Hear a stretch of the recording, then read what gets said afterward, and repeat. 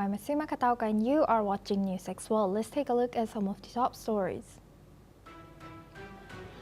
Russia has launched one of the largest drone and missile strikes on Kyiv and surrounding regions since the start of the war, with attacks still ongoing as of 4:20 GMT.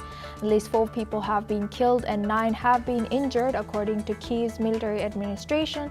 The assault has triggered nationwide air raid alerts and prompted Poland to close airspace near 2 cities.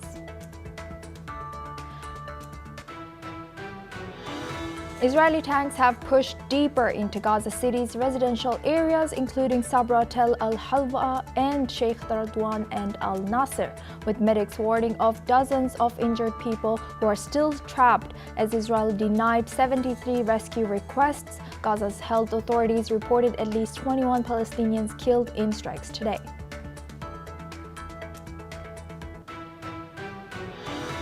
The U.S. State Department has announced it will revoke Colombian President Gustavo Petro's visa after his comments were reported from a pro-Palestinian protests in New York.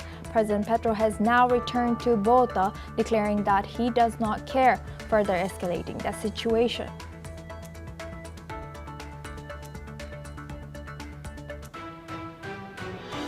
U.S. Secretary of State Marco Rubio has called on all UN member states to immediately implement the restored UN sanctions against Iran. The UN sanctions against Iran have now snapped back into force for the first time since 2015, sending the Iranian rial to a record 1.12 million per dollar. South Korea and the United States have reached a foreign exchange agreement. According to South Korean Finance Minister Koo Yeon-chol, the deal is separate from currency swap talks that linked to President Donald Trump's tariffs on South Korea, with President Lee Jae-myung stressing that Seoul cannot pay the $350 billion investment up front. The U.S. President Donald Trump have now authorized full-force troop deployment to Portland to protect ICE facilities from what he calls domestic terrorists, defying Democratic leaders including Oregon Governor Tina Kotek and Portland Mayor Keith Wilson, who has denounced the move.